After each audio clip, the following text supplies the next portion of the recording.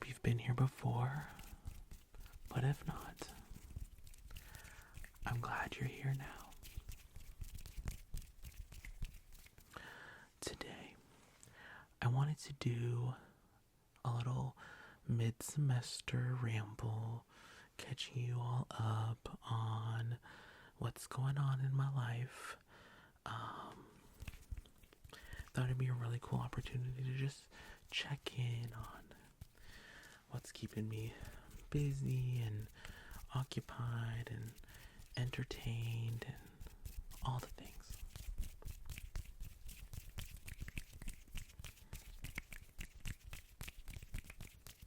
Now, I do have a list so I don't forget anything. It's right here.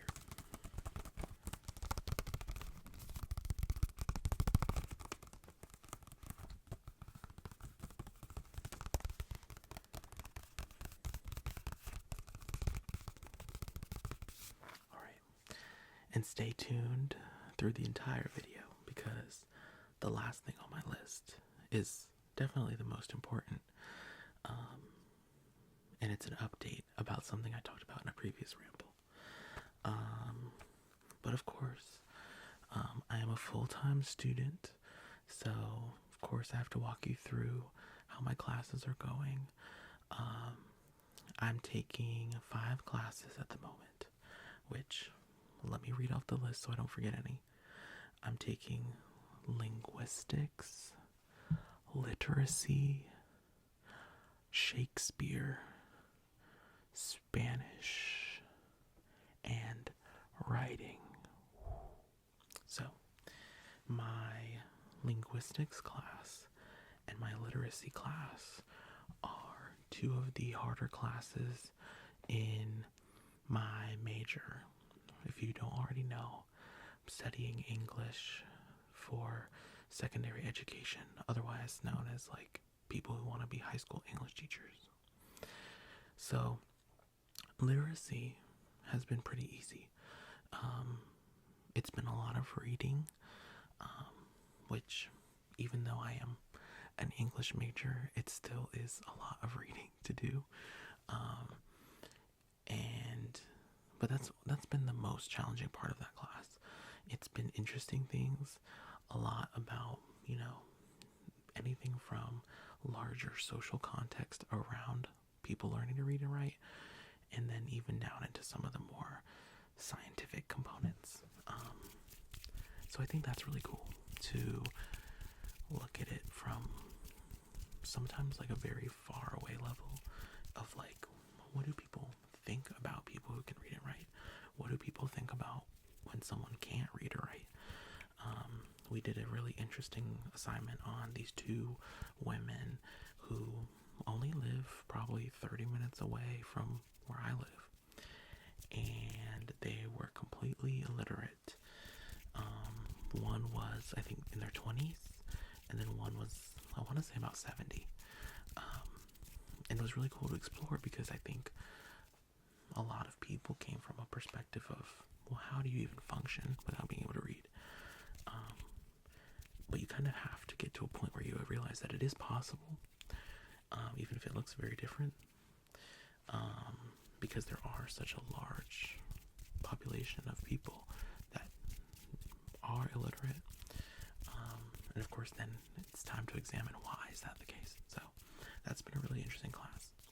Linguistics, on the other hand, has definitely been as challenging as it was portrayed to me.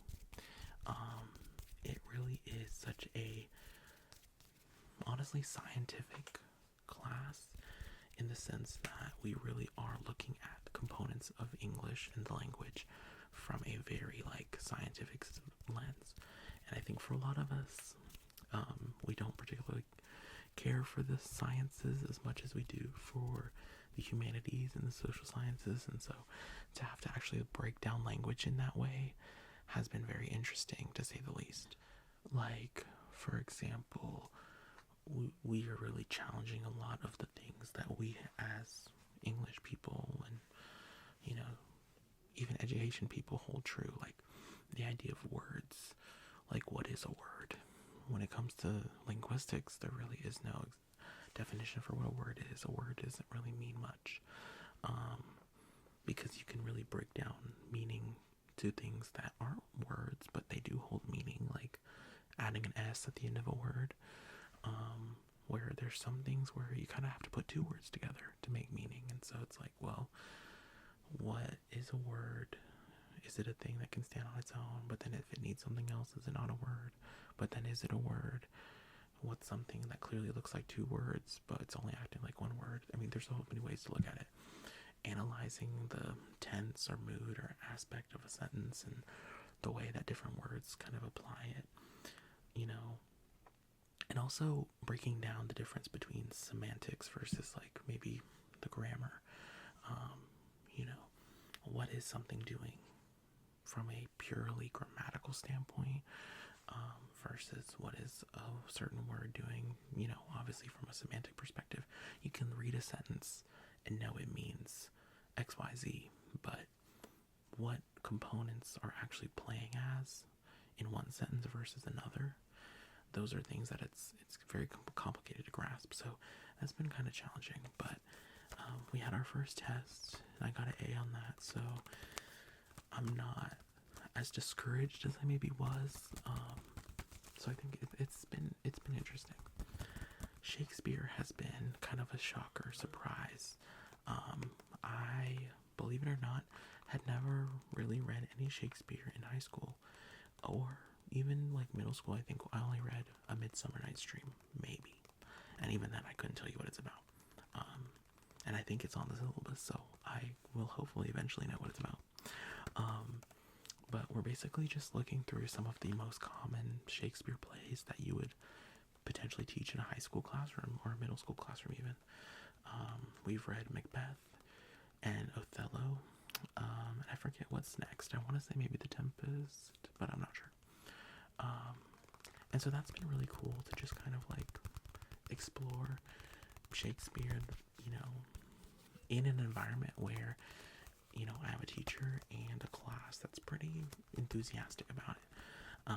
It's really helped me not look at it from too much of like a outlandish perspective, if you will. So that's been really cool. Spanish has been going surprisingly well, even though I can tell it feels harder than my last Spanish class, which makes sense. It's obviously the next level. I've been doing better grade-wise, so I think my professor is a little more lenient with grading. Fingers crossed, knock on wood, you know, like, I don't want to jinx that, but it's been helpful. Because Spanish is definitely something where I struggle a lot with, like, you know, I am so English focused, and that means that, like, I very much spend so much time diving into the specifics of English and the many different ways that it goes.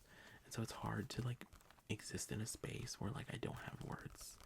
Literally, like, I only know so many words, and I can't articulate the same thought in 10 different ways and things like that. It's very frustrating. So that's been challenging, but so far the class has been going good. And for context, I did accidentally sign up for a Spanish class that's about criminology specifically. So like this first unit was all about like police officers and different roles that like law enforcement can have, talking about reporting crimes and things like that. But it's actually been kind of interesting. It's maybe made the content a little more interesting than it would have been in just a general Spanish class. Of course, I don't foresee it being too applicable to my future career, but you never know, so it's been fun. And finally, writing across the curriculum. Writing has been pretty cool since it is a very, like, more education and instruction based class. It's a class where, like, you know, one of my big projects will be essentially teaching a writing lesson to my fellow classmates. So it really explores those traditional components of teaching, which I think is cool. And it's a very, very small class. There's only 8 people in that class. So now, the one struggle with that class is that it's 3 hours long, starting at like 4:30 on a Monday. So it's a rough time to have that class, but nonetheless, it's been helpful helpful to consider how I would teach writing specifically, since I would say when it comes to reading and writing, I'm definitely more writing prone and passionate about writing, which is different than a lot of the other people in my major. A lot of them are more, I think, reading heavy and reading passionate, if that makes sense. Even though reading and writing obviously go hand in hand, and one couldn't exist without the other, vice versa. So, but yeah, so those are kind of all my school things going on. Otherwise, I've been doing work here and there. I've been working a lot with my student organization. Not to get too much into like the political side of it. It's not, I don't mean political as in like actual politics. I more mean like the politics of the organization.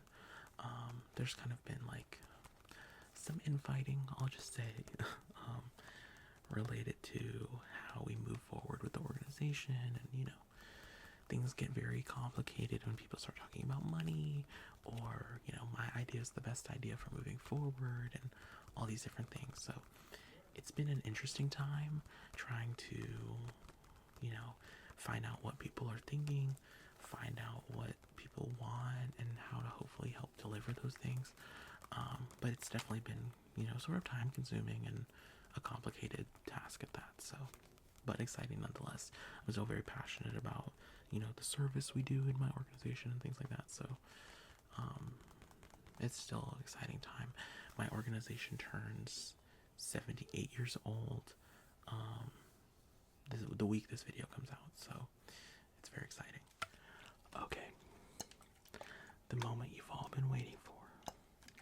So I talked about it in my last ramble, and it wasn't that long ago, but it feels like so long ago that I kind of forget the way I worded it, but I know it was something along the lines of I had met a person over the summer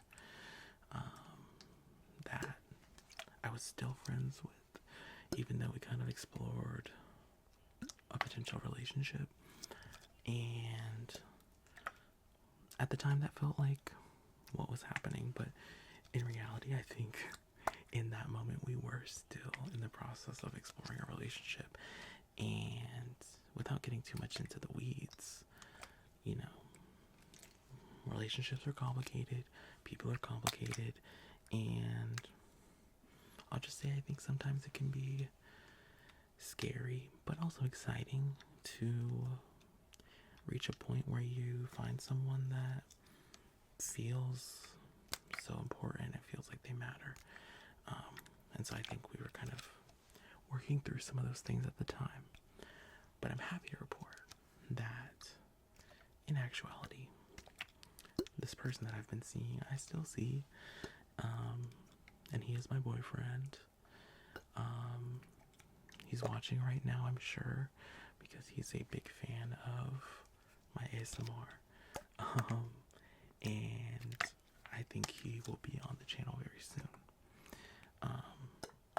Of course, with busy schedules, it's sometimes hard to plan out like when he could be on the channel, because I think I would have loved to have him on by now.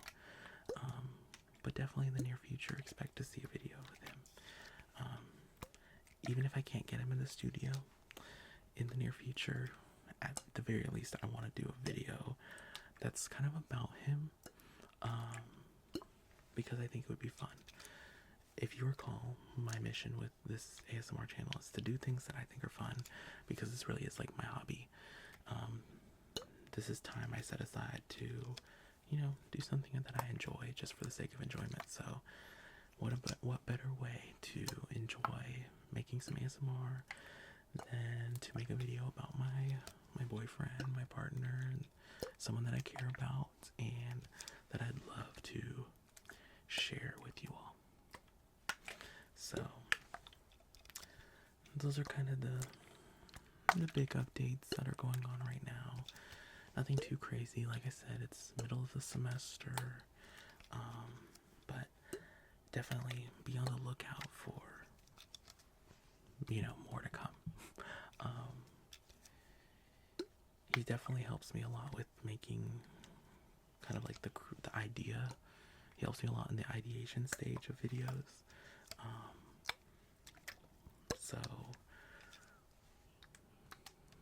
as you will. I think that's very helpful because I know I've talked about this on the channel before, but I definitely watch less ASMR now that I make ASMR. So it's kind of helpful to have, I guess, like my test audience, like my consumer audience that's like, well, you should do this, you should do that.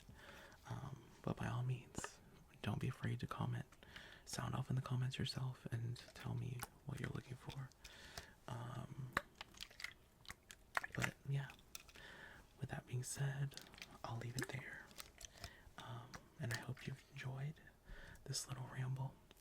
And definitely expect some more rambly stuff in the future, because it is always a fun thing to just kind of chit chat with you all. So, with that being said, have a wonderful night. Get to sleep. And I'll see you real soon. Bye bye. Bye bye. Bye bye.